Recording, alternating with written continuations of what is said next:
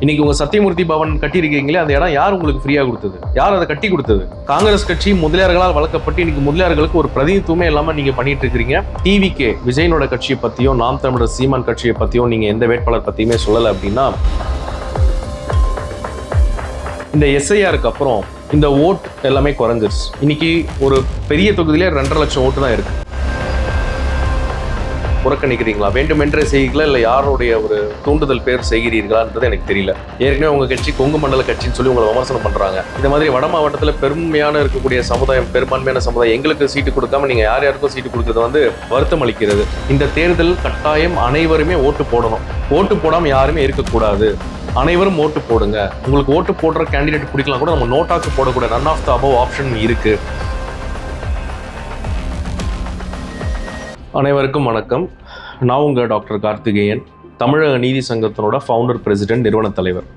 இப்போது ஏப்ரல் 23 தமிழ்நாட்டில் 2026 நடக்க போகிற இந்த தமிழ்நாடு சட்டமன்ற தேர்தலில் என்ன நம்ம பண்ணணும், அதை பற்றி நம்ம இன்றைக்கி பார்க்க போகிறோம். முதல்ல நம்ம சமுதாயமான அனைத்து முதலியார் சமுதாயத்துக்கு எந்தெந்த கட்சிகள் எத்தனை தொகுதிகள் ஒதுக்கி இருக்கிறாங்க, எந்தெந்த தொகுதி அப்படின்னு பார்க்க போகிறோம். அடுத்த கட்டமாக நம்ம தமிழ்நாட்டில் முதலியார் சமுதாய மக்கள் எந்தெந்த தொகுதிகளில் பெரும்பான்மையாக இருக்கிறாங்கன்றதை பார்க்க போகிறோம். அடுத்தது நம்ம எந்த வேட்பாளருக்கு ஓட்டு போடணும் அப்படின்றத பார்க்க போகிறோம். அதுக்கு நான் உங்களுக்கு சில பரிந்துரைகள் சொல்கிறேன். முக்கியமாக இன்னைக்கு திமுகன்னு ஒரு கட்சி ஆரம்பிச்சது 5 பேர். அந்த 5 பேர்ல 4 பேர் முதலியார் சமுதாயத்தை சேர்ந்தவங்க.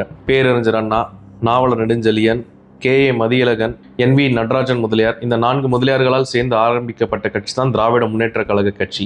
இந்த திமுகவில் எத்தனை முதலியார்களுக்கு கொடுத்துருக்குறாங்கன்னா, முதல்ல சென்னை மாவட்டத்தில் இருக்கக்கூடிய அண்ணா நகர் தொகுதியில் சிற்றரசு அவர்களுக்கு கொடுத்துருக்குறாங்க. சிற்றரசு அண்ணா நகர். அடுத்தது தாம்பரம் தொகுதி, செங்கல்பட்டு மாவட்டம் தாம்பரம் தொகுதியில் டாக்டர் கிருத்திகா தேவி. இவங்க ஒரு கைனகாலஜி டாக்டர், பாபூஸ் அப்படின்னு ஒரு ஹாஸ்பிட்டல் தாம்பரம் மெஸ்ல வச்சு ரன் பண்றாங்க. முதல் முறை நிற்கிறாங்க.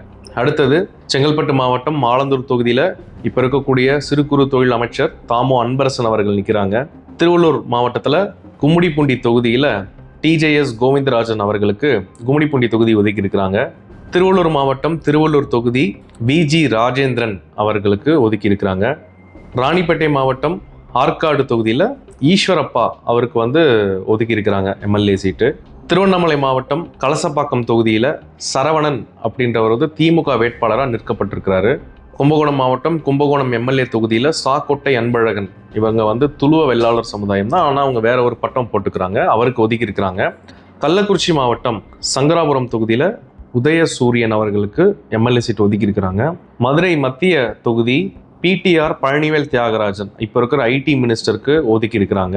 அடுத்தது வேலூர் மாவட்டம் வேலூர் தொகுதியில் சிட்டிங் MLAவாக இருக்கக்கூடிய கார்த்திகேயன் அவர்களுக்கு திமுக MLA சீட் ஒதுக்கி இருக்கிறாங்க. திருப்பத்தூர் மாவட்டம் திருப்பத்தூர் தொகுதியில் நல்ல தம்பி அப்படின்றவருக்கு MLA சீட் திமுகவில் ஒதுக்கி இருக்கிறாங்க. சென்னை T நகரில் J அன்பழகன் அவங்க இறந்து போயிட்டார், அவங்களுடைய மகன் ராஜா அன்பழகன் அவர்களுக்கு சீட் ஒதுக்கி இருக்கிறாங்க. அதே போல விழுப்புரம் மாவட்டம் திருக்கோயிலூர்ல நம்ம முன்னாள் அமைச்சர் பொன்முடி அவர்களுடைய மகன் கௌதம சிகாமணி, இவங்க துளுவ வெள்ளாளர் சமுதாயம், ஆனால் உடையார் என்று பட்டம் போடக்கூடியவங்க, இவங்களுக்கு சீட் ஒதுக்கி இருக்கிறாங்க. மொத்தத்தில் திமுக கட்சியில் 16 பேருக்கு முதலியார் சார்ந்த சமுதாயத்துக்கு சீட்டு ஒதுக்கி இருக்கிறாங்க.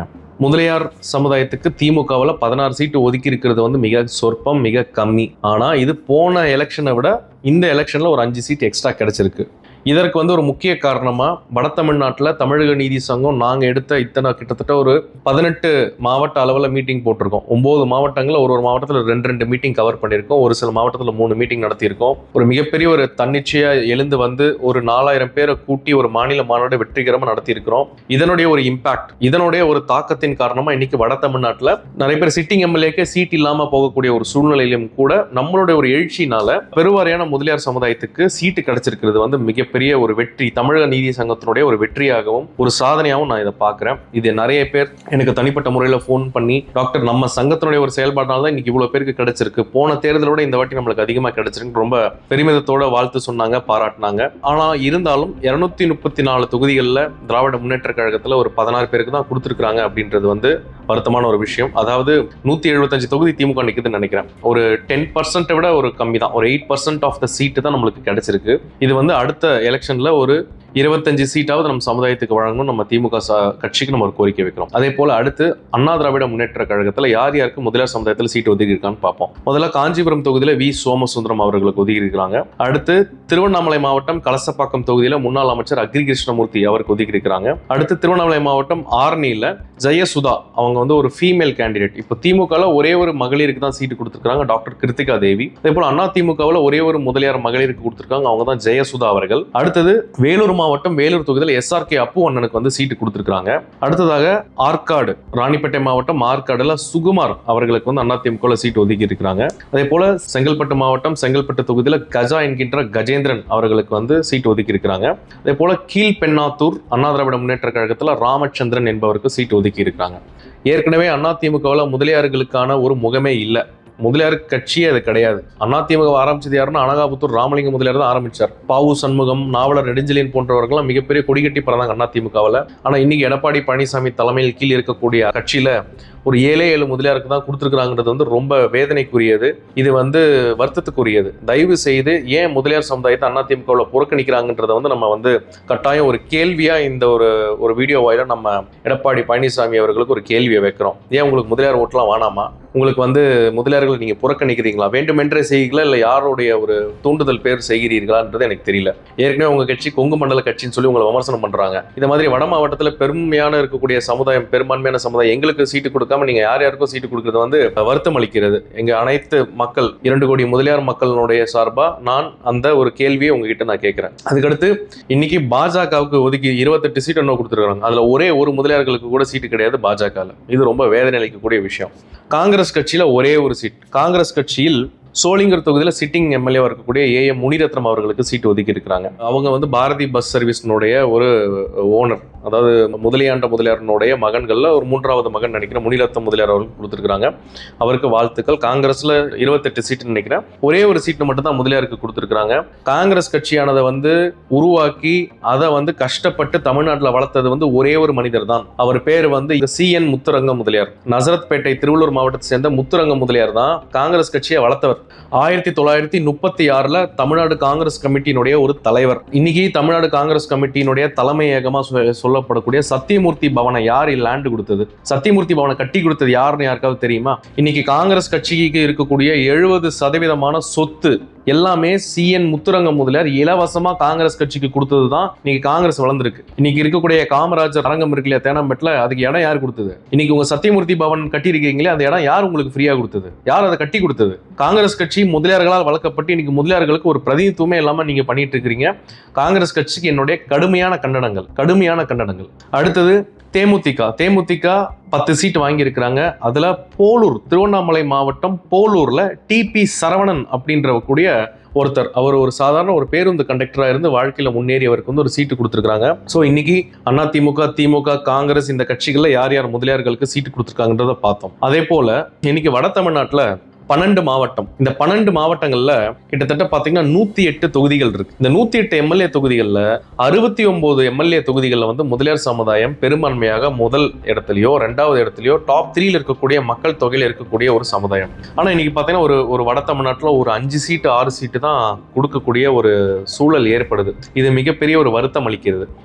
இது வந்து அடுத்த காலகட்டத்தில் இதை முன்னேற்றணும். அதுக்கு தமிழக நீதி சங்கம் கடுமையான ஒரு முயற்சிகள் எடுக்கும். அரசாங்கத்துக்கும் கட்சிகளுக்கும் நாங்கள் வந்து கோரிக்கை வைப்போம். அதுக்கு அடுத்தது இப்போ நான் யாரெல்லாம் முதலியார் கேண்டிடேட்னு சொல்லிட்டேன். உங்களுக்கு எல்லாம் கேள்வி இருக்கும். ஒரு சில தொகுதிகளில் பாத்தீங்கன்னா திமுகலையும் முதலியார், அதிமுகலையும் முதலியார். இப்போ அந்த மாதிரி சூழ்நிலைகள் என்ன பண்ணணும் அப்படின்னா, முதல்ல முதலியார் வேட்பாளரா, முதலியார் MLAவா, முதலியார் மினிஸ்டரா இருந்தவங்க யாருமே முதலியார் பற்றோட இல்ல.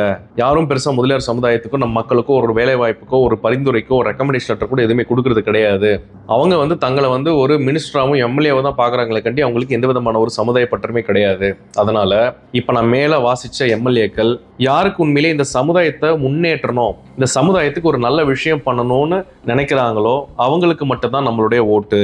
இப்ப இருக்கக்கூடிய சட்டமன்ற வேட்பாளர்கள் நம் சமுதாயத்தினுடைய கோரிக்கைகளை செவிசாய்த்து கேட்டு இருக்கக்கூடிய தமிழக நீதி சங்கத்தை அணுகி எங்களுடைய கோரிக்கைகளை நீங்க யார் கேட்குறீங்களோ அவங்களுக்கு மட்டும்தான் நம்ம முதலியார் சமுதாயத்தால் ஓட்டு போடணும். அதே போல் நம்மளுடைய கோரிக்கையை ஏற்று நம்மளுக்கு சொல்லக்கூடியவங்களுக்கு தமிழக நீதி சங்கம் நாங்களே களத்தில் இறங்கி உங்களுக்கு ஒரு பூத்தை நாங்கள் வேலை பார்க்குறோம். நாங்கள் உங்களுக்கு ஆதரவாக நாங்கள் வந்து கட்டாயம் எங்களுடைய நிர்வாகிகள் இன்னைக்கு கிட்டத்தட்ட 2 லட்சம் உறுப்பினர்கள் கொண்ட ஒரு சங்கம் தமிழக நீதி சங்கம். இன்னைக்கு கிட்டத்தட்ட 34 மாவட்டத்தில் நாங்கள் கால் ஊன்றி இருக்கிறோம். அதில் 11 மாவட்டத்தில் எங்களுடைய கட்டமைப்பு அதிகப்படியாக வட தமிழ்நாட்டில் நாங்கள் ஸ்ட்ராங்காக இருக்கிறோம். ஒரு மாவட்டத்தில் குறைஞ்சது 600 பேருக்கு மேலே நாங்கள் வந்து நிர்வாகிகளை வச்சு நாங்கள் கட்டமைப்பு உருவாக்கி இருக்கிறோம். எங்கள் நிர்வாகிகள் அனைவரும் உங்களுக்கு வேலை செய்ய வேண்டும்னால் எங்களுடைய கோரிக்கைகள் என்ன, எங்களுடைய முன்னேற்றத்துக்கு நீங்கள் என்ன செய்வீங்கன்றதை நாங்கள் உங்களுக்கு லிஸ்ட் கொடுக்குறோம். தொகுதி வாரியாக பிரச்சனைகளை கேட்டிருந்து மக்களுக்கு நீங்கள் செய்யுங்க. எங்களுக்கு மட்டும் செய்யணும் இல்லை, அங்கே இருக்கக்கூடிய அனைத்து தரப்பு மக்களுக்கும் என்ன தேவை, ஒரு தொகுதியில் இருக்கக்கூடிய அனைத்து தரப்பு மக்கள், forward caste, backward class, scheduled காஸ்ட்ல இருக்கக்கூடிய எல்லா மக்களுக்கும் என்ன நல்லது தேவைன்னு நீங்க அதையும் கேளுங்க. நம்ம சமுதாயத்துக்கு மட்டும் செய்யணும்னு நான் சொல்லல. அதே போல இருக்கக்கூடிய நல்ல பண்பான வேட்பாளர்கள் யார் என்று கண்டறிந்து இந்த 16 பேர் திமுக இருக்கான 16 பேருக்கு ஓட்டு போடணும் நான் சொல்ல, அதெல்லாம் நான் உங்களுக்கு பார்த்து செலக்ட் பண்ணி நான் சொல்றேன். அவங்களுக்கு மட்டும் நீங்க ஓட்டு போடுங்க. மற்ற இடங்கள்ல முதலியார் சமுதாயத்தினர்கள் நோட்டாவுக்கு கூட நீங்க போடுங்க. வேற்று சமுதாயத்துக்கு போகணும்னு நான் சொல்ல, நோட்டாவுக்கு கூட போடுங்க. ஆனால் நம்ம ஓட்டை வாங்கிட்டு நம்மளை ஏமாற்றக்கூடிய வேட்பாளர்கள் நம்மளுக்கு தேவை கிடையாது. இந்த தேர்தல் கட்டாயம் அனைவருமே ஓட்டு போடணும். ஓட்டு போடாமல் யாருமே இருக்கக்கூடாது. அனைவரும் ஓட்டு போடுங்க. உங்களுக்கு ஓட்டு போடுற கேண்டிடேட் பிடிக்கலாம் கூட நம்ம நோட்டாக்கு போடக்கூடாது. None of the above option இருக்கு. ஆகையால் அனைவரும் உங்களுடைய வாக்கு, the right to exercise your vote, அதை வந்து உங்களுடைய ஓட்டை நீங்க போட்டு பதிவு பண்ணுங்க. முதல் தலைமுறை ஓட்டர்கள் புதுசா 18 வயசு ஆயிருக்கு ஓட்டு போனோம்னு கண்ணை மூடிட்டு இங்கி பிங்கி பாங்கி தேடி போடாதீங்க. அந்த வேட்பாளர் யார், அவரோட பேக்ரவுண்ட் போர்ட்ஃபோலியோ என்ன படிச்சிருக்காரு, என்ன பண்ணியிருக்கிறார், அவர் மேல என்ன அலிகேஷன்ஸ் இருக்கு, அவர் நல்லது பண்ணியிருக்காருன்னு பார்த்து போடுங்க. அடுத்து நீங்க எல்லாம் கேட்கலாம், டிவிகே விஜயனோட கட்சியை பத்தியோ நாம் தமிழர் சீமான் கட்சியை பத்தியோ நீங்க எந்த வேட்பாளர் பத்தியுமே சொல்லல அப்படின்னா, அந்த கட்சிகள்ல யாரு நம்ம சமுதாய வேட்பாளர் என்று தெரியல, அவங்களுடைய பிரசன்ஸ் ஆக்டிவிட்டி எதுவும் பெருசா தெரியல. அதே போன்று டிவிகே கட்சி, நாம் தமிழர் கட்சியில் இருக்கக்கூடிய முதலியார் வேட்பாளர்கள் இருந்தா கீழே கமெண்ட்ல போடுங்க. அதே போல மக்கள் உங்களுடைய கருத்துக்களையும் இந்த கமெண்ட்ல நீங்க எனக்கு வந்து தெரியப்படுத்துங்க. நான் ஏதாவது விட்டுருக்கலாம், ஒரு தொகுதி 2 தொகுதியில முதலியார் வேட்பாளர்களை நான் விட்டுருக்கலாம். அவங்களுடைய டீட்டெயில் எல்லாமே எனக்கு கமெண்ட்ல கீழே போடுங்க. அடுத்தது முக்கியமா இந்த 2026 தேர்தலில் பாத்தீங்கன்னா இந்த எஸ்ஐஆருக்கு அப்புறம் இந்த ஓட் எல்லாமே குறைஞ்சிருச்சு. இன்னைக்கு ஒரு பெரிய தொகுதியிலே 2.5 லட்சம் ஓட்டு தான் இருக்கு. சின்ன சின்ன தொகுதிகள் இப்ப மெட்ராஸ்லாம் பாத்தீங்கன்னா 1,80,000, 1,60,000, 1,80,000 தான் ஒரு தொகுதியில மொத்தமா எலிஜிபிள் ஓட்டர்ஸ் இருக்காங்க. இந்த 2026 தேர்தலில் 200 ஓட்டு, 500 ஓட்டு, 600 ஓட்டு, 800 ஓட்டு, 1000 ஓட்டுல தான் இன்னைக்கு 100 தொகுதிகளுடைய எம்எல்ஏவை வந்து டிசைட் பண்ண போகுது. ஒரு 100 ஓட்டு கூட இன்னைக்கு வந்து ரொம்ப முக்கியமான ஒரு ஓட்டாக பார்க்கப்படுது. ஒரு 10 ஓட்டு 15 ஓட்டுல கூட இந்த வாட்டி ஒரு தேர்தலுடைய ரிசல்ட்டே மாறக்கூடும். அதனால் இன்னைக்கு ஒரு ஓட்டுமே ரொம்ப இம்பார்ட்டன்ட். வேட்பாளர்கள் யாரும் எந்த ஓட்டையும் லூஸ் பண்ணாதீங்க. இன்னைக்கு ஒரு 500 ஓட்டு 1000 ஓட்டுல தான் ஒரு 100 தொகுதியினுடைய வெற்றி தோல்வியை நிர்மாணிக்க போகுது. அதனால் மக்களுடைய குறைகளை கேட்டு நீங்க தயவு செய்து செயல்பட வேண்டும். அனைவருக்கும் நன்றி. அடுத்த வீடியோல எந்தெந்த தொகுதி எந்தெந்த வேட்பாளருக்கு நம்ம ஓட்டு போடணுன்றதை நம்ம சொல்லுவோம். நன்றி, வணக்கம்.